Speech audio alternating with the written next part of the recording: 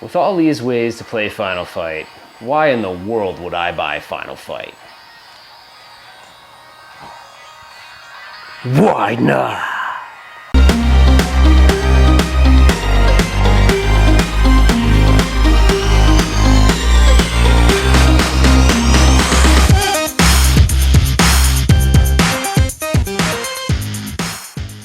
Alright guys, let's get this party started. I am going to condense 45 minutes into 45 seconds so we have no time to waste. So let's get this all unpacked. Be careful when you're unpacking it. It came in one piece, let's keep it that way. So take your time and don't rush through things. Alright, so as you see, I am using a power screwdriver for this. Keep in mind that's actually not recommended, and it says that in the manual, but as long as you're careful and you don't torque things down too tight, you can't really mess anything up. So just be careful, take your time, and you should be good to go. I did notice a couple things about this cabinet that were different from the Wave 1 cabinet, so I'm going to mention that when we continue, but we're almost about wrapped up, and then I'll show some gameplay and give you some final thoughts on this cabinet.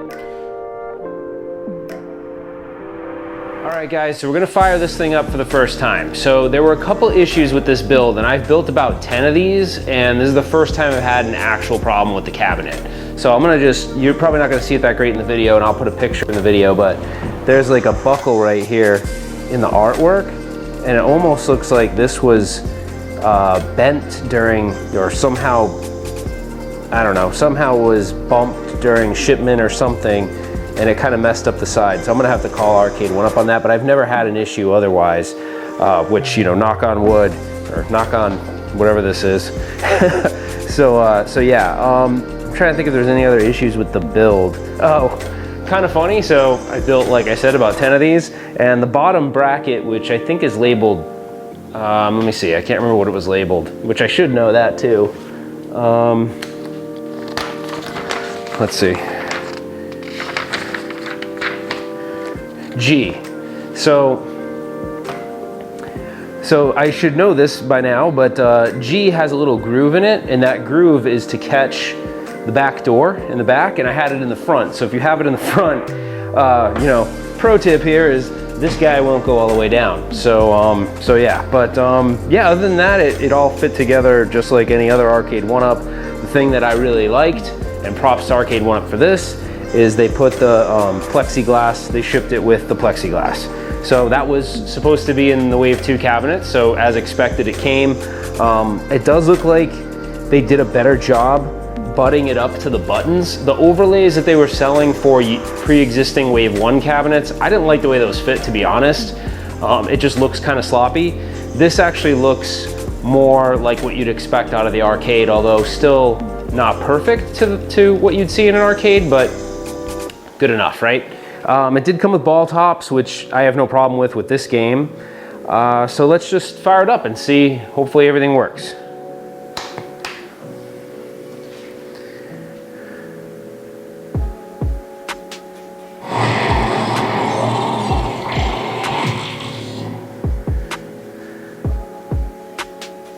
All right, so cool. So once this boots up, we'll see, you know, as expected, it's gonna have Final Fight, Ghosts and Goblins, 1944, and Strider. So this is a pretty good cabinet actually as far as games goes. Besides Ghosts and Goblins being ungodly hard, which I'm sure you've heard a million people say before, these are great games. Strider's an awesome arcade game. The funny thing about Final Fight is in the beginning of this video when I showed you all of those portable handhelds, I've played Final Fight over the past, I don't know, who knows, probably 15 plus years. Probably longer than that, via emulation. So I don't even really remember how the game's supposed to play. So I'm sure how it plays on here is how I'm gonna think it's supposed to play, because I've literally played it under emulation for forever now. So I probably won't know the difference. But anyways, great lineup of games. I did notice something from other people's videos, and I can even see it from Power Up. It seems like maybe Arcade1up, they didn't replace the monitor, so there's no different monitor, there's no magic that they did, but I will say they probably look like they tuned the video portion of it so that the monitor looks better. For sure, 100%, it looks better. It is 100% the same monitor though, so don't think that they upgraded the monitor or anything like that. It just looks like they tweaked the settings a bit. Maybe in Wave 1 they weren't as careful with that stuff. it looks a lot better. So that's a good thing. I don't have this on a riser because there were no risers left when I got it. But yeah, so there's probably a bunch of gameplay videos of this system. I'll show a minute or so, but I'll just show it and give you guys an idea of how the gameplay is. All right, guys, I'm doing the tripod in between the legs trick. So let's first try Final Fight. I'm gonna put the volume at midway because it is really loud.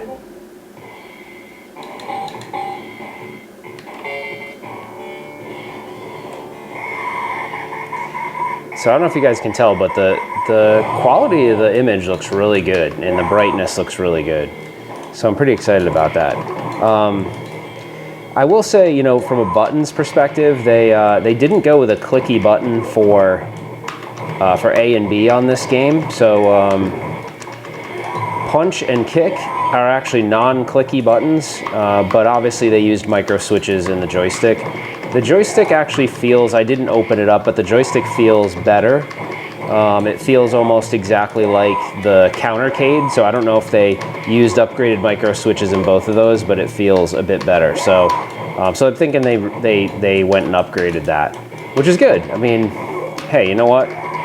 If they're gonna make little improvements based on user feedback, then that's awesome, because I think, honestly, I'm a big part of several of the Facebook groups.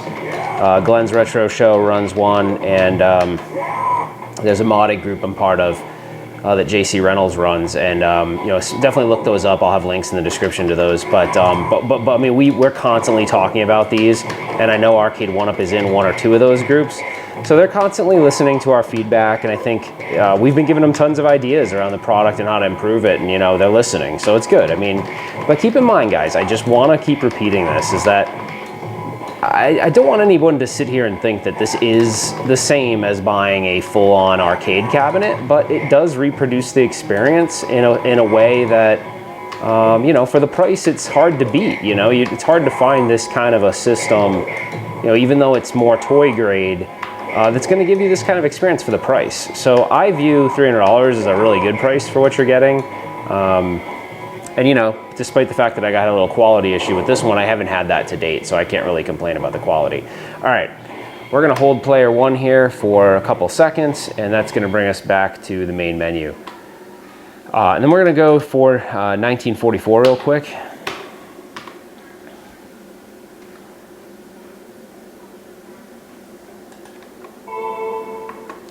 Yeah, for those of you who haven't played, this is a really fun shoot 'em up. This was one that I played I spent a lot of time in quarters in the arcade on. It's a really fun game, and it looks really good on this. So I'm kind of blown away with just a little bit of tuning. I'm guessing they adjusted contrast, they adjusted brightness, and they got the, what I would have to imagine is they did not tune the monitor properly in the Wave 1 cabinets, because these look pretty good. Like I gotta say, for being the same exact monitor, props to them for doing a pretty good job for tuning this thing. Which so clearly that's another thing they noticed. We did complain a lot about that. Brightness was too high, it was washed out. So, for the viewing angle that I'm looking at it, which is directly on, which is really the viewing angle you should be looking at it, it looks pretty good. So I can't really say anything bad about that. And again, I'll repeat, for the price, it's not bad, right? All right, I am gonna break out of here really quick, and we'll do Strider for a second. I'm not gonna do Ghosts and Goblins. I suck at it so bad, and there's probably been many people that have looked at that, so no big deal. Little bits of feedback I would have liked. I would have actually paid a little bit more to get this system with a lit marquee. I'm not modding this one right now. I probably will, because I mod everything, so I will mod it. I just decided I'm not gonna mod it right now. I'm gonna decide what I'm gonna do with it. I actually really like this selection of games on this. I don't even know that I would mod it. I might just leave it stock. If anything, I'll do maybe a Final Fight upgrade kit and give it a lit marquee. Maybe see if there's a way to give it stereo sound, which I'm guessing there probably is. There's a guy in the modding group, his name is Very Sneaky, and I'm actually gonna send him one of my Wave 2 cabinet boards, and he's gonna work on a couple hacks. I'm not as good with that kind of stuff. I'm definitely not good at hacking electronics like that, so he's awesome at that stuff. So he's gonna look into it for us and see what options we may have. This game is so much fun, by the way, too. If you haven't played this game before, it's a really fun game. The funny thing is I had played this on so many platforms that I really didn't have as much experience with the arcade version of this game. I don't know why that is, but you know, certain games, I guess, appealed to me in the arcade, and this was one that, I don't know, I just never got around to really playing much in the arcade, if at all. But like I said, this thing looks awesome. I'm pretty excited. This might be possibly one of my favorite cabinets that they've made. I haven't got my hands on the Mortal Kombat one yet. As you guys know, it's trickling its way out out west, and I missed the order several times. The other thing, guys, I'll tell you, I'm going to take the camera off the tripod for a second. I'm going to show you a couple little details. I want to get you guys a closer look at this little buckle right here. So I don't know if you can see that, but not a good thing.